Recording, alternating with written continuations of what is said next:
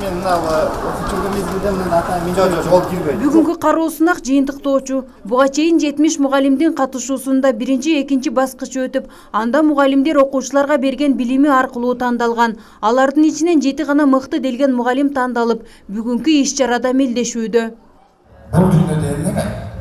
Ата көрдүм. Кароо сынак 5 баскычтан турду. Алар саламдашуу, педагогикалык кырдаалдан чыгуу, чукул суроолор жана ар кандай таланттары менен ат салышты. Катышуучулар ар бир сөзү менен мугалимдик кесиптин ардактуу экендигин айтып жатышты. Бай бий демей, адамдыкка үндөгөн, мен жөнөкөй, бала буткан мугалим. Бул конкурс республика боюнча алгачкы жолу Ош шаарында өтүп жатат. Иш-чараны өткөрүүнү Жогорку кеңештин депутаты Абдувахап Нурбаев демилгелеп, шаардык билим берүү башкармалыгына сунуштаган. Абдувахап Нурбаев бир эле демилгеч эмес, демөөрчүлүк жагында өз мойнуна алган. Анткени мугалимдерди колдоо эл өкүлүнүн пландарынын бири болчу.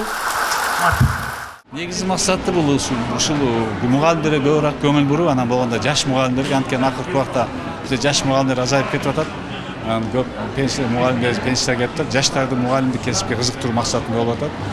Негизи эле өзү ошол мыкты мугалим конкурсуна 3 жылдан стажы көптөр катышат. Биз 3 жылга чейинкилер катышып атабыз. Анан ошол мугалимдердин дагы конкурс маалындагы балдарга тарбия берип атканда, билим берип атканда жаңы чыккан методдорду колдонуп атабыз. Анткени азыр дүйнө өзгөрүп атат, 21-кылым ааламдашуу алкагында болуп атат. Анан ошол эле өнүккөн мамлекеттер Сингапур, Финляндия, Кореяда билим берип тармаганда кандай нерселерди колдонуп атат, ошонун эмнесин бул жака алып келалы. Ошол нерсени болуп атат. Буюрса бул эми ушу кичине жаштарга ошо мугалим кесип тандоодо бир жакшы бир стимул болот деген ниеттебиз. Мектепте берип билимди, окуучу ээлеп санамды. Жаш мугалимдерге демшик берүү менен өтүп жаткан иш-чарада мугалимдер сабак өтүү менен эле чектелбестен ар кандай таланттарын көргөзүп жатышты. Айрымдары кара жорго бийи менен чыкса, кээ бири комуз менен ырдап, таланты калыстардын сынына коюлду.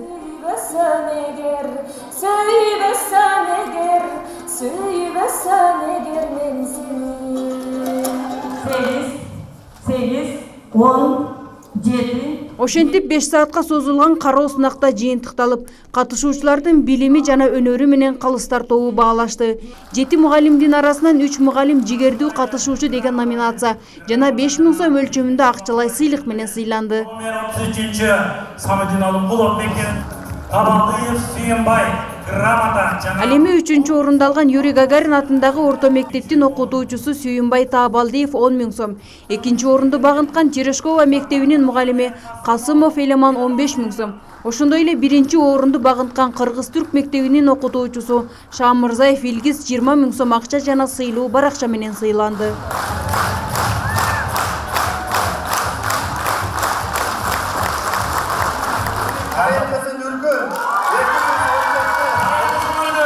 Ал эми кубок жана 30 000 сом өлчөмүндө акча менен номер 27 мектептин мугалими Тайыр кызы Нургүл сыйланды.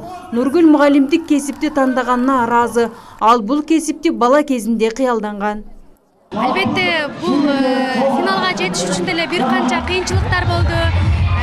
Аябай баягы генералды самаган солдат эмес дейт го. Демек, мен дагы үмүт артып тургам, жалпы жамаат колдоп турган, окуучуларым колдоп, өзүмдүн дагы бар күчүмдү жумшап, ошо жакындарымды уят кылбайын деп, анан ушул конкурста ушул наамга татыктуу болууга аябай бар күчүмдү жумшагам. Мен Facebook'тагы баракчама жазганда көптөгөн адамдар өздөрүнүн пикирлерин жазган эле да, мен кайра жаралсам дагы мугалим бойдон калгым келет депчи. Себеби атам мугалим, жакындарымдын көпчүлүгү мугалим. Демек, мен интеллигенттердин үй бүлөсүнөнмүн. Демек, кайра жаралсам деле ушул кесипти тандап ушул бойдон калмакмын. Бул кароо сынак эми жыл сайын өтүп турарын эл өкүлү убадалады. Мындай кароо сынактарды өткөрүү менен жаштардын мугалимдик кесипке болгон кызыгуусун арттыруу. Ош шаары боюнча жалпы 4000ге жакын мугалим болсо, анын 70-и гана жаш мугалимдер. Фероза Ашымбаева, Айбек Үсөнов уулу, жаңылыктар. Балдардын билим алуусуна боюнча чыккан. Бул жерде кайра